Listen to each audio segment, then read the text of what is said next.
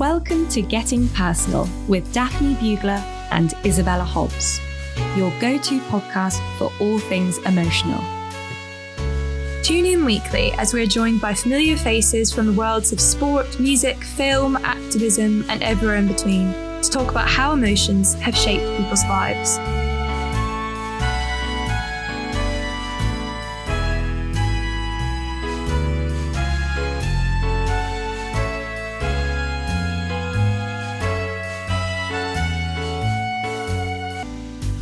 This week's guest is a man of many talents. He is an influential pastor, bishop, success coach, speaker, author, philanthropist, entrepreneur, and the list goes on. He founded and currently leads the Harvest Church in Aurora, Colorado, a progressive, multicultural, multi-generational, non-denominational church.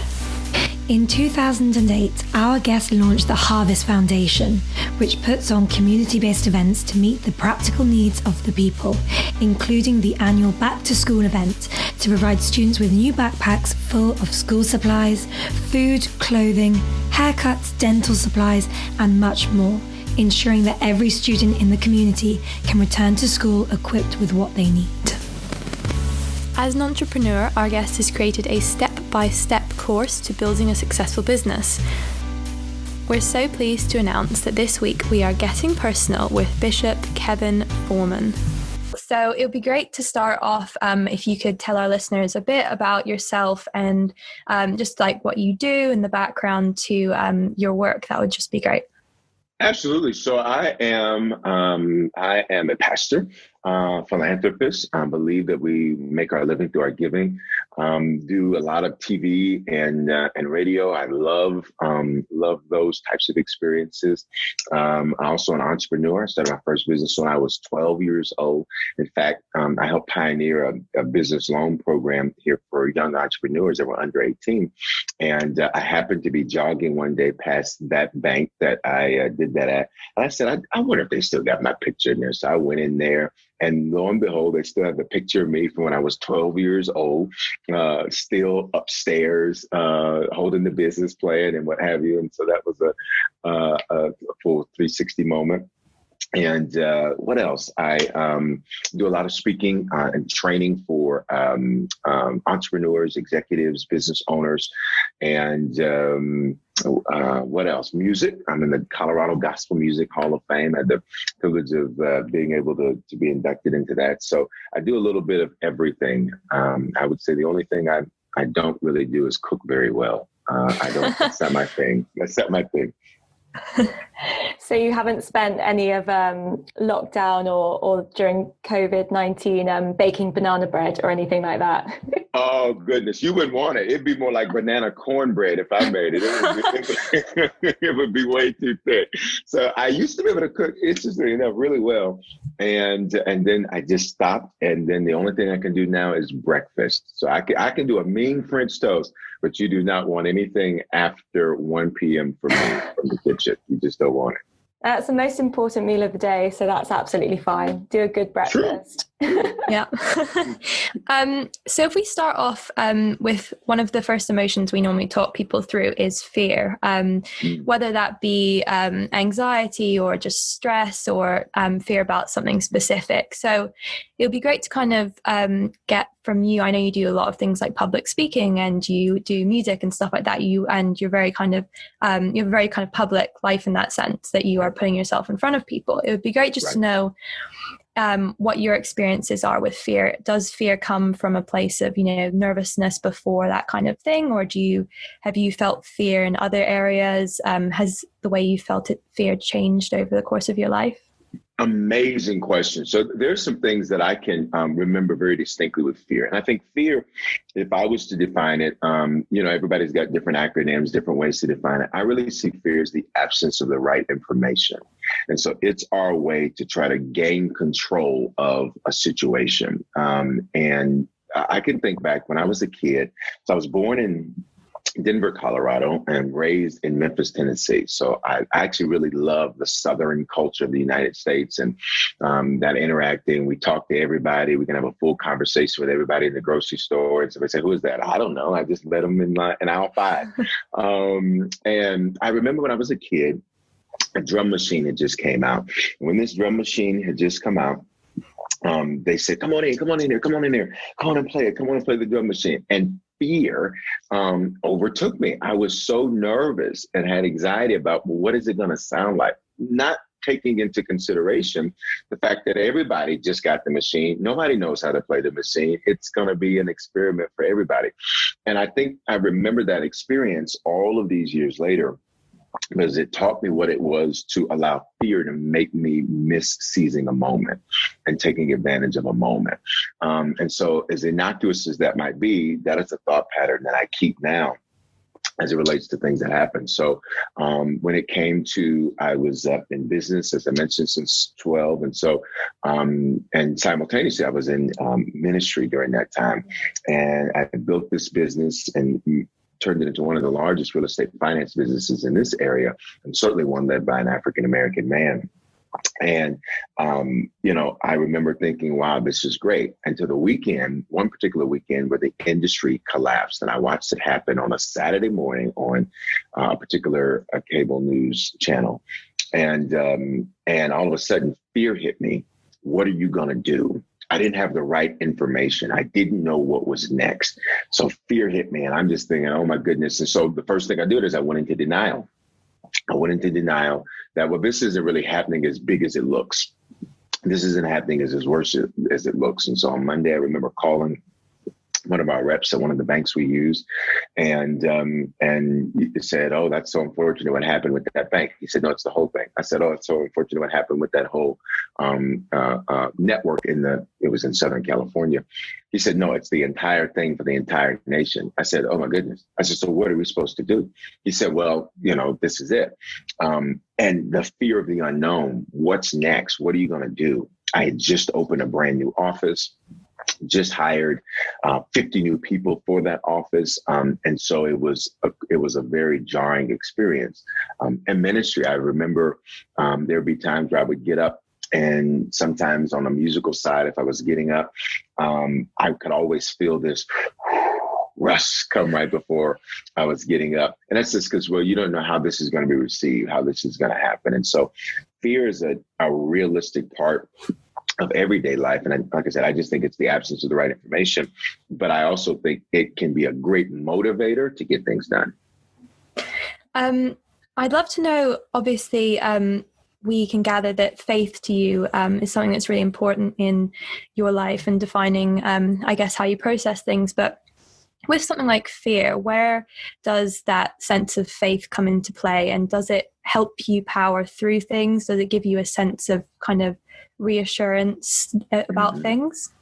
Great question. I often hear people say, fear is the opposite of faith. And I don't think that's necessarily inaccurate, but I definitely think it's incomplete. I think fear is an indication you're about to use faith. Fear is like an indicator. Like, I like superheroes. Batman's my favorite, but he didn't have a spidey sense. So I'll use Spider-Man, where he would sense something, and that was his indication. You are getting ready you need to prepare. Something's about to happen. You need to be ready for it. So for me, faith, I really see as faith is not just what you believe. It's what you do based on what you believe. And so it's action based, not just knowledge based. And so, when I sense fear, even to this day, I'm like, it's time to use faith. So where is it that I need to be pushing forward instead of retreating? Where is it that I need to be taking action versus being inactive? And so it literally gives me, there's a scripture that comes to mind that says, I can do all things. And so whenever I face something that I've never faced before, never dealt with before, I always go back to, I can do all things. And so the same way I got past this last year, the same way I'll get past this new thing this year with COVID. And all of those types of things. When that hit this year, I said, okay, well, listen, the same way that I was before is the same way during. So while many people were shut down, I kept doing everything the same way that I did. And obviously, we could have a lot of crowds and things like that there. But I was live before. I kept going live during. And so I tried to keep as much regularity as possible. But to me, fear is an indication I'm about to use faith. And there's nothing wrong with feeling the fear unless I let the fear stop me. That's interesting. You mentioned that you were live before COVID and you continue to be live during COVID, as in streaming live. Right. How did that affect the people around you? Because obviously you feel you're so much more prepared, but there is this fear of the unknown that's affecting everyone around the world, I think, and everyone that you're in direct contact with. How have you found to be able to support those people that obviously look up to you as like an important person in their life, that right. Guidance? How did you find that? Great question. So I think the best leadership is through example. I think people catch more. I think more is caught than taught. And so to me, it was important with so much changing so quickly, so rapidly. You go from 1 week, at least in the States, you go from 1 week to where everything's fine, folks. Everything's fine. Everything's fine. Everything's good. To the next week, don't go anywhere. Stay at home. This is, it was really that quick of a change. I remember traveling the week right before, the stay-at-home orders and things began. And I remember walking to the airport and thinking, this is something out of a movie. I've never seen, and this is before the quarantines and things were in place in many places. So for me, when I look at it, my example of don't let what you can't do stop you from doing what you can do. Because I think one of the dangers of fear, if we don't handle it right and use it to take action, is that it becomes this paralysis. So we don't do anything. We sit and we don't do anything, and we ruminate, which is worse than worrying, because you're worrying. Rumination is about something that's already happened. And so I think for me, it was important that, one, I continued to lead with strength and vulnerability at the same time. So be back to superheroes, be Clark Kent and Superman at the same time. Let people see you keep it moving, doing what you can do, but at the same time, be honest that this is a whole new world. We're going to learn it together. We're going to navigate it together, but you can count on me to be consistent. Because I think that's one of the other things fear does, is it can mess with your consistency if we don't handle it the right way. So you begin getting inconsistent. And one of the things that I did get inconsistent with, I can be honest, I lost 95 pounds, and it was just through how I started eating and things like that. But during COVID, I started eating a lot more white bread than I used to eat. And so I started noticing, wait a minute, things are a little tighter than they used to be. And that may seem small to someone else, but to me, who was very disciplined about some of those changes, I realized, wow, my consistencies began to be impacted. And so every day it was a fight to remain consistent. I'd love to talk a bit about anger as an emotion. And I think it's interesting because, you're in the United States right now, and there's it's kind of a real time of change, I think, in a lot of ways, but also there's a lot of unknowns. You're coming up to this big election. There's a lot going on. Just in the news, just, internationally, but particularly, I think there's a lot going on in the US. I'd love to know how, obviously there's a lot of anger from everyone on every side of everything that's going on. I'd love to know from you, how do you cope with, sometimes it can be very overwhelming, things like that. And how do you kind of channel that positively? Because you come across on your social media where you do discuss some of these topics, but you discuss them with such a positive way of looking at things and a very kind of motivational, inspirational take. How do you go about doing that within yourself? Great question. So I'll be honest, I get angry all the time. I think the anger is one letter away from danger. So I look to me to take that anger, same way I use with faith, let it give me action, right? Because emotions, if we just look at the etymology of the word out of motion, out of change. So emotions are a way to respond to things changing. And the truth is, especially right now, it's no unknown that America has got some deep racism issues.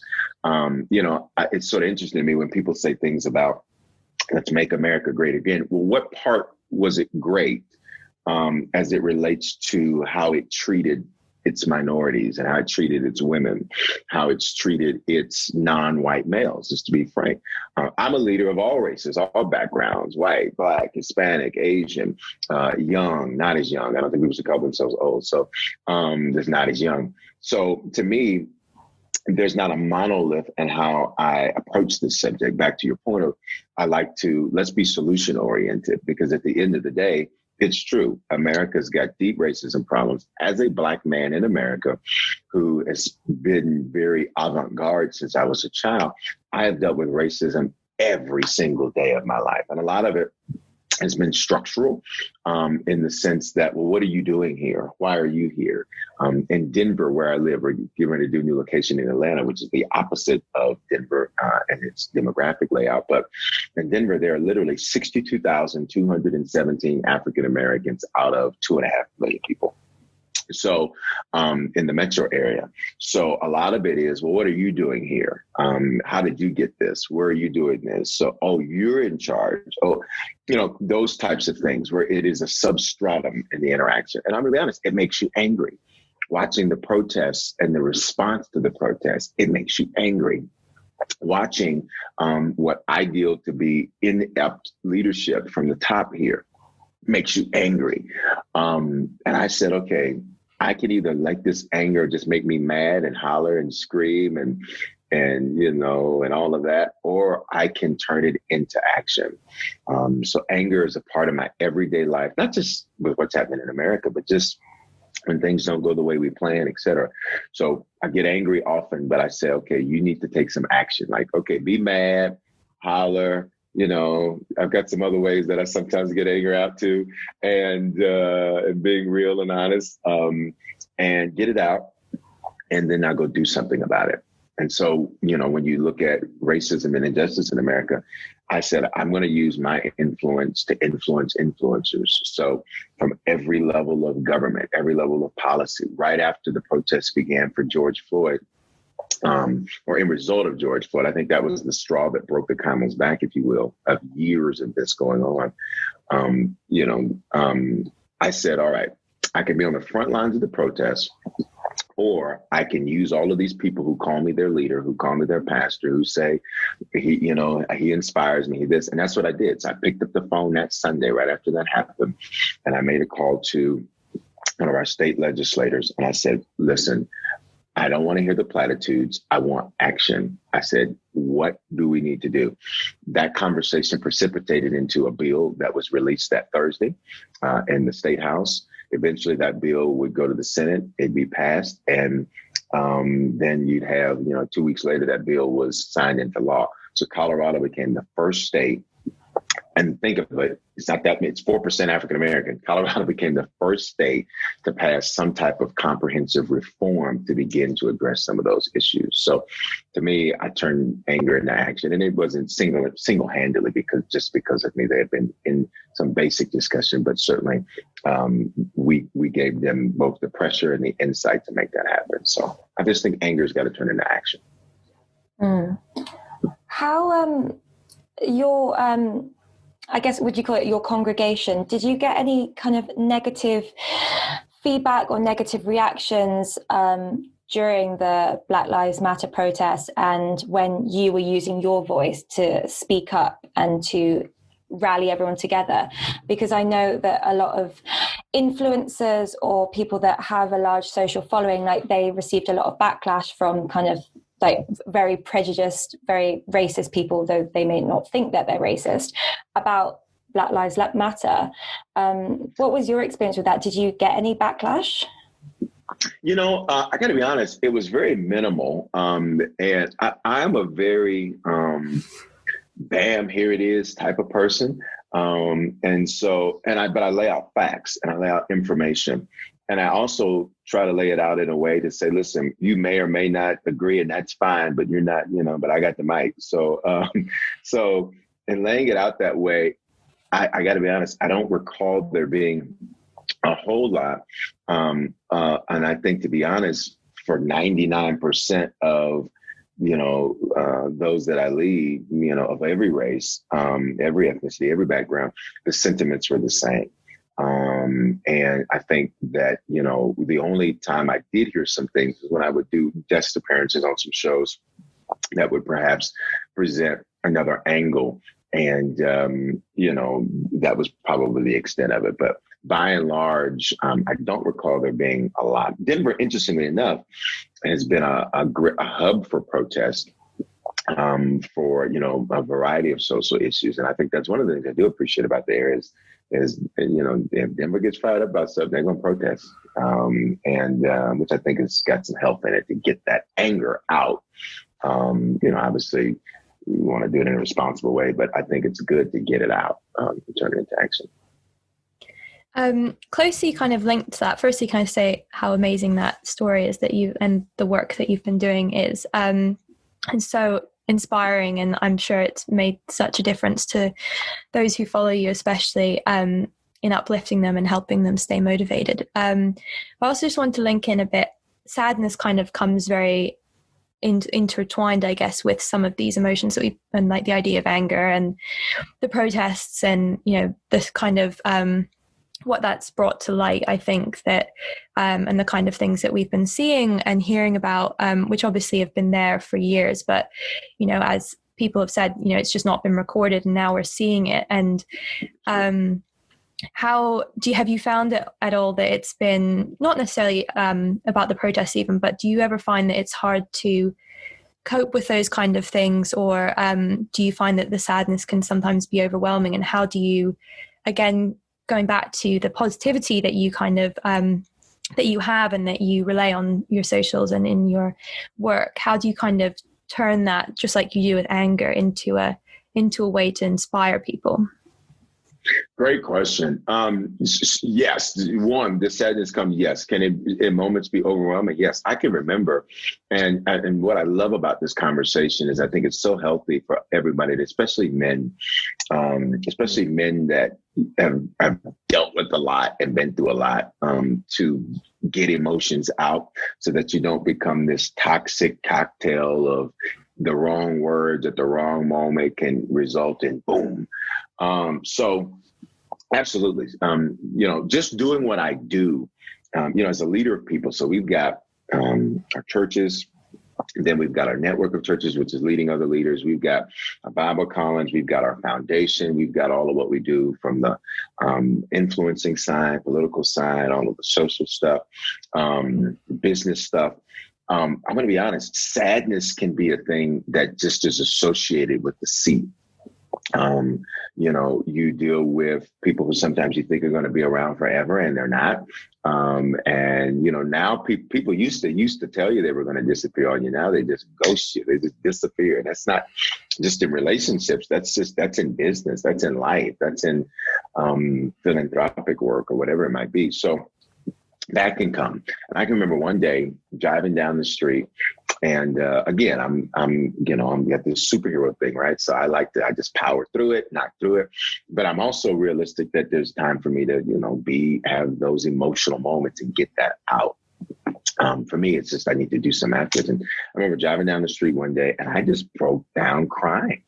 I'm driving down the street and, I was probably finished the meeting or something, or finished the call or negotiation or something, and just, I just broke down crying.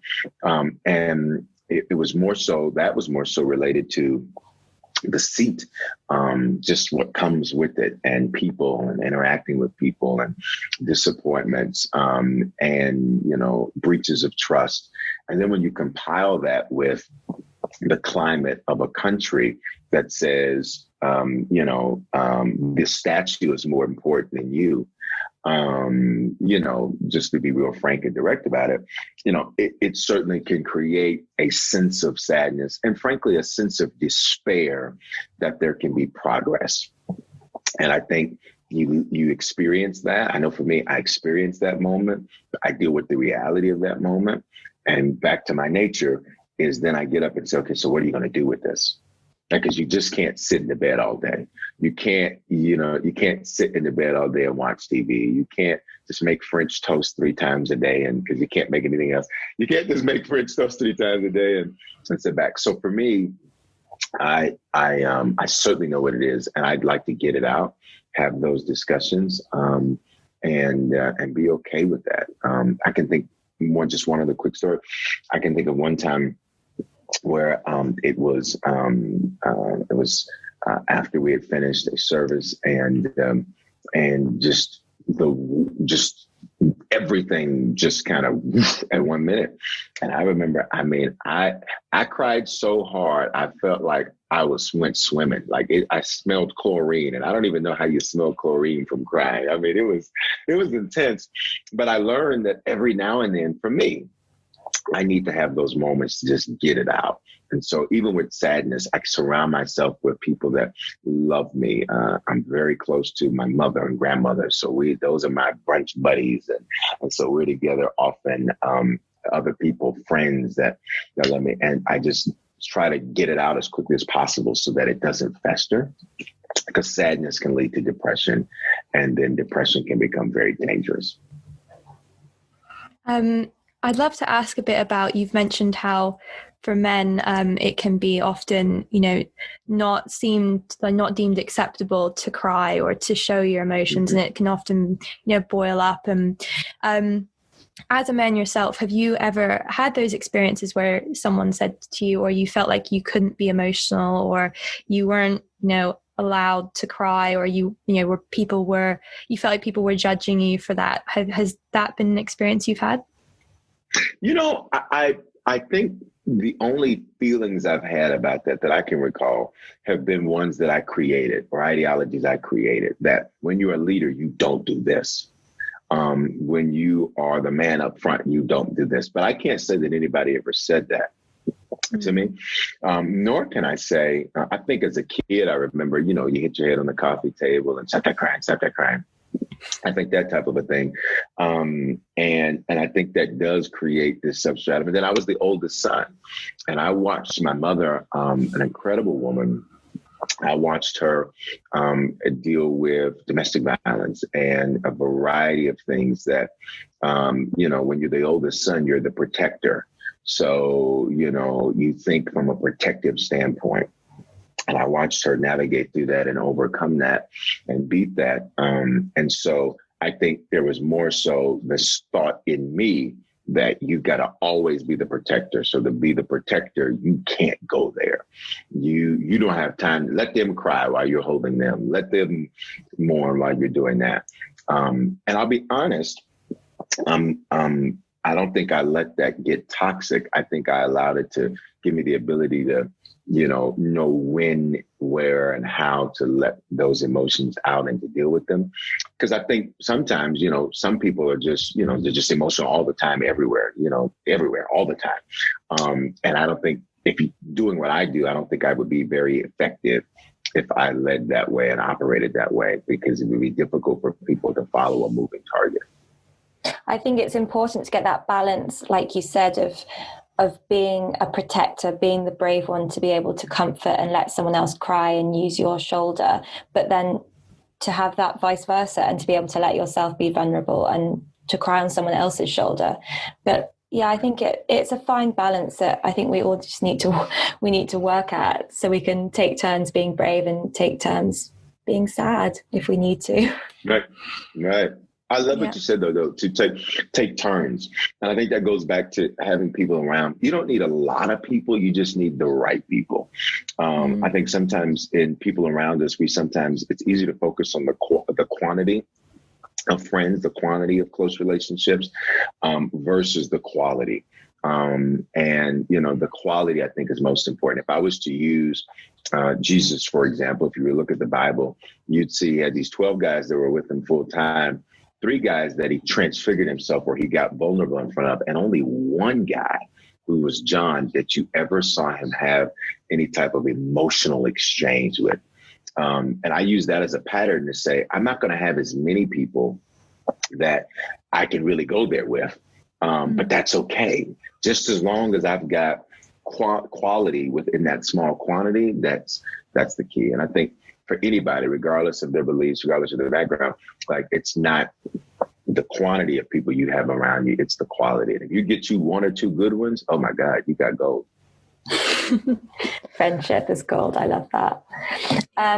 If we kind of delve deep into the emotion of love, you've already mentioned your mother and your grandmother. Mm-hmm. And I'd also like to hear more about kind of that love that you find in the community, because I'm particularly interested in the Harvest Foundation that you started well over 10 years ago now, I think. Yeah. Right.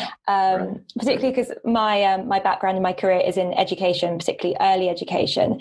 So I love that you've got this back to school drive where you can give the kids like backpacks and school supplies and like a fresh haircut before they start school and things like that. So I wanted to find out more about kind of like your love for your community. Is this kind of like the foundation you started? Did you have anything similar in your community that you saw or experienced growing up? Or did you wish that you had that kind of community spirit and that community love? Great point. I think, again, born in Denver, raised in Memphis. In Memphis, the Southern culture, generally speaking, you have this sense of community where everybody is some type of family to some degree, right? I remember we grew up in a city called Orange Mound, well, it's an area of Memphis called Orange Mound. And interestingly enough, post-slavery, it was Black Wall Street. It was the highest concentration of African-American wealth in the nation. And then through some social engineering, I'll say, that changed. That being said, everybody created it. So I remember across the street, you had, her name was Sarah. And she was my great-great-grandmother. She was, they were buddies and they would talk, and there was this communal feel that you always had. Then you'd walk a little further down the street and you got to Stacy's house, and right, there's this communal feel that you always had. You'd walk to the corner store. My great-great-grandmother, she always used to drink Coca-Cola.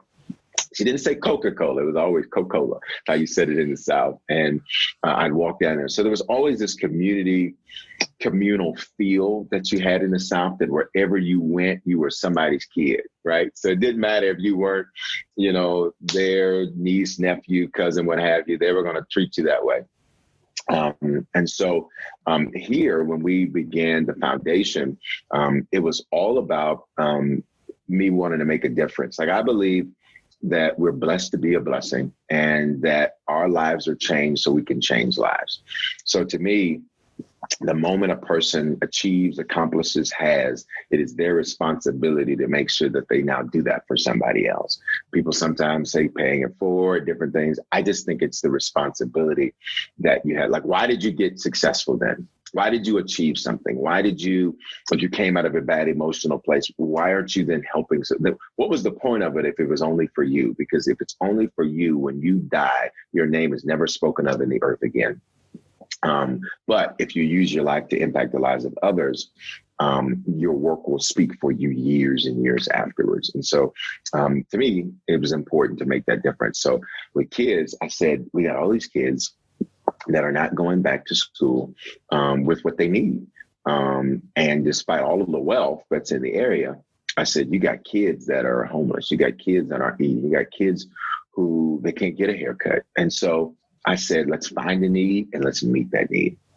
And literally, we started it the first year we did it, which I think was 2007, 2008, something like that. First year we did it, I told one of my team members, one of my staffers, I said, I want to do this. And I said, you got 2 weeks to make it happen.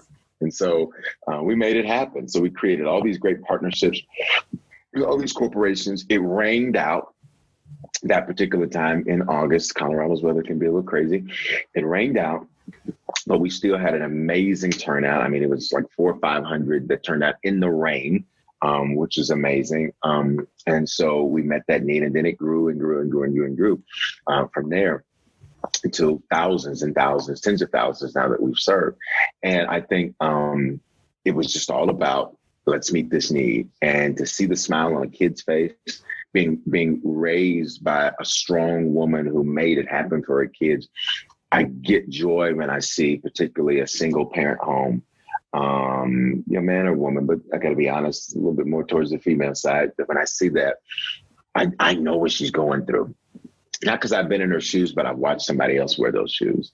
And I know the pressure and the intensity that comes with that. And responsibility and the emotions. I get it. So I was like, let me help y'all out. Let me do what I can do to make back to school, which can be a stressful time, something better. And so that's one thing. We adopt families all throughout the year. We meet needs, especially now during COVID. We just gave away, last month we gave away, it's just shy of $100,000 worth of stuff. It's like 96,717, something like that, dollars worth of stuff that we gave away, clothing, and we gave away 2 cars. And so it's just, to me, that's just blessed to be a blessing. So especially when you're talking about kids, because you never know how their life is impacted. I remember the teachers that impacted my life in a significant way. And so I just said, you know what, let's do what we can do to make sure that we can find a need and meet it.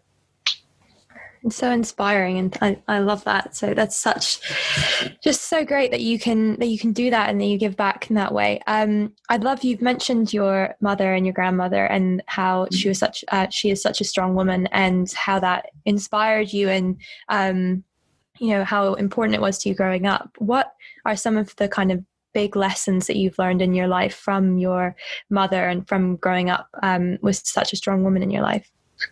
Great question. I would say one of those lessons is make it happen. And that wasn't necessarily articulated. It was just observed. Again, I think we catch more. I think more is caught than taught. We observe more that teaches us than necessarily what people say, which is why I think the best thing we could do is live our values and principles, not just espouse them and say them, because people will catch it. So one, make it happen. I always saw her make it happen. Regardless of what was going on, I always saw her make it happen. There was never a time where we went without. There was never a time where, something didn't get done. There was never a time where, we were, oh my God, what's going to happen? She made it happen. So that would be a big lesson. And I'd say maybe 2 others would be, number 2, she is very loving, and very merciful. And I had to learn 2 lessons from that. So I'll use this to teach 2 lessons. On one side, when we were going to sleep as kids, we would do like the round robin of I love yous. Like, I love, good night, I love you, good night, I love you, good night, I love you, good night, I love you, good night, I love you. And everybody would say it. We'd holler it throughout, wherever we were, we'd holler it throughout the house. And that's the way we operated. And so, I mean, just an incredible amount of love despite heartbreak. And I think that's such a powerful lesson, that you don't let what you've been through damage you to the point to where you cannot continue to love. And that was important for me, because I know for me, as I would, just start going through life, experiencing heartache and in whatever form, my thing would be like, I'm done. I'm just done. I'm done. But you can't live that way. We're built to pour. So if we're built to pour, if you're not pouring, you're stagnant, and stagnant water always stinks. Nothing can live in it. But the flip side, saying all of that, the flip side of that is one of the lessons I learned was sometimes to restrain my mercy. Every problem isn't my problem to solve and to fix. And don't take on the weight. I'm not built to carry the weight of other people. And so I had to learn that lesson, because I true to my nature, when I would in business, I can remember the people I would hire weren't professionals that knew the business. It was people that I was like, let me give them a chance. Let me give them a shot. And it really turned into, the Bishop Foreman job training program, because we were investing and teaching, but teaching everything A to Z. And I lived my life that way. And consequently, and sometimes you ignore the fact that you can be kind to everyone, but everyone doesn't necessarily need you to make, that level of investment. So pour, but then also pour wisely. So if we just move on to our final emotion, which is, I think, everyone's favorite one, happiness.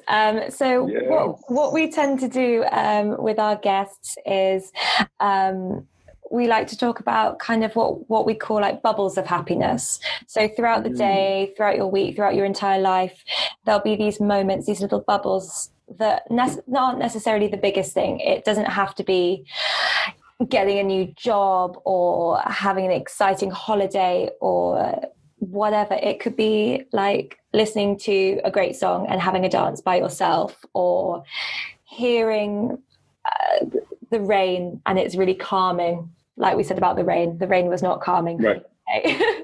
but those bubbles, having a nice cup of coffee in the morning. What are your kind of small everyday bubbles of happiness? Oh, this is fun. Because I have several.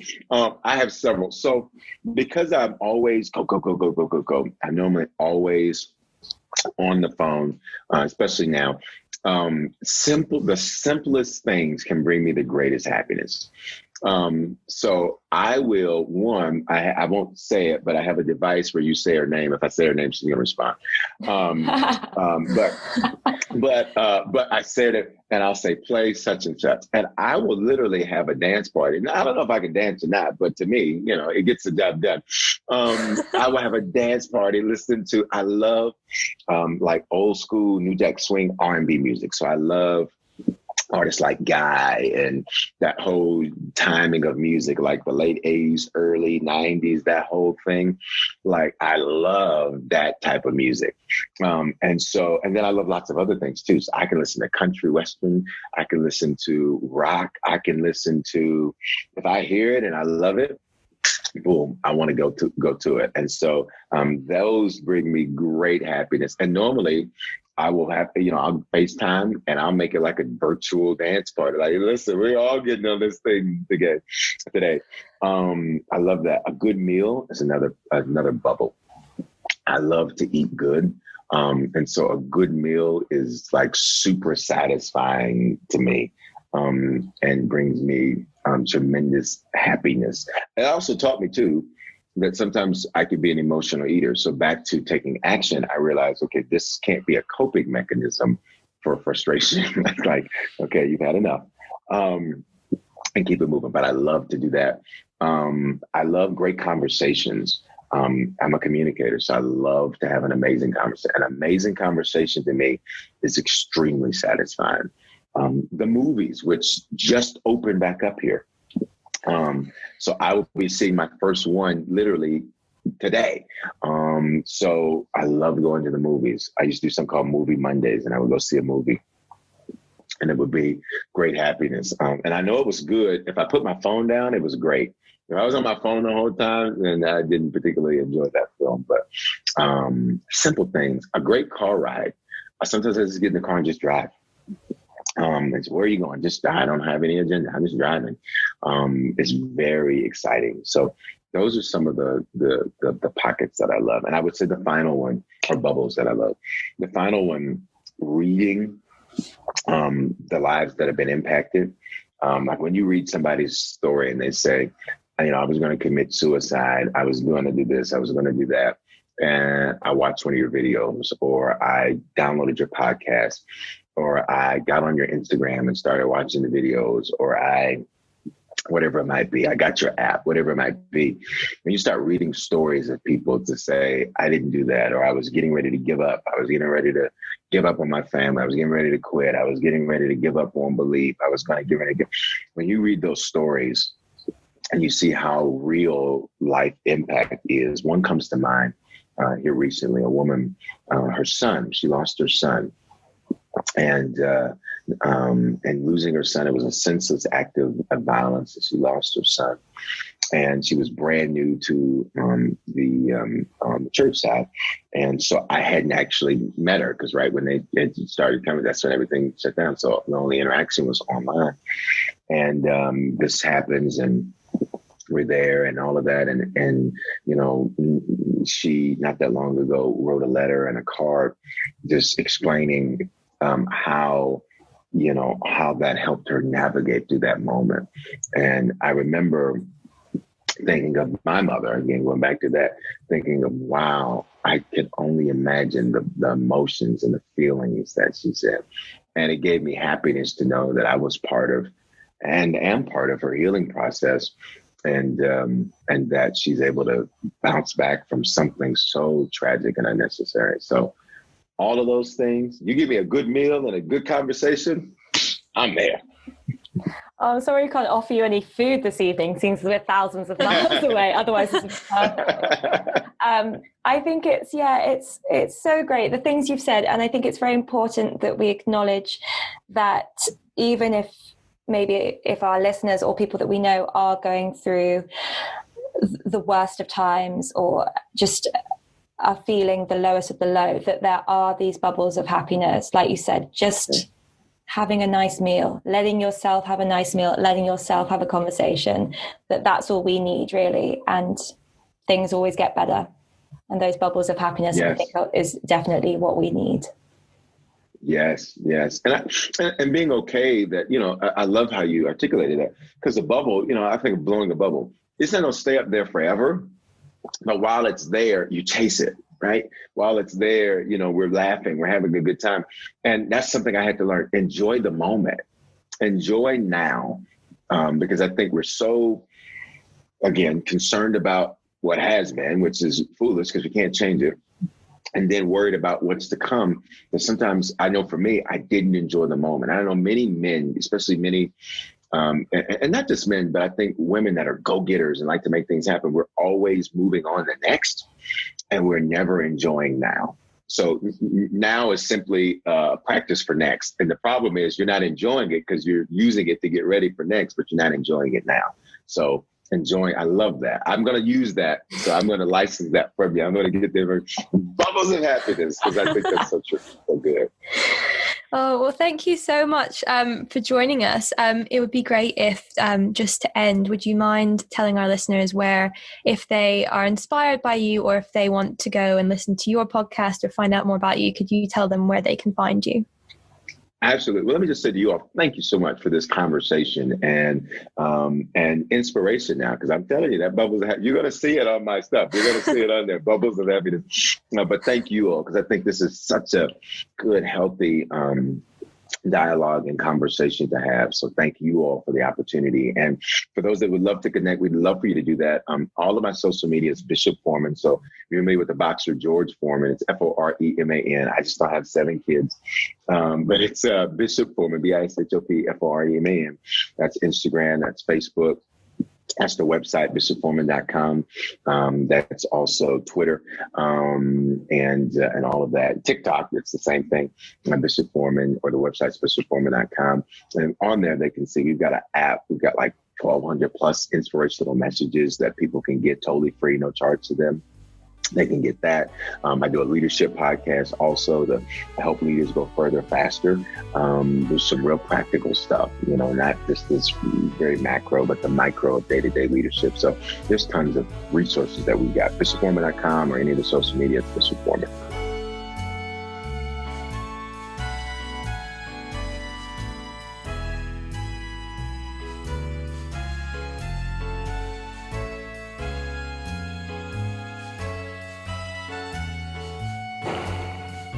Thanks for listening to Getting Personal.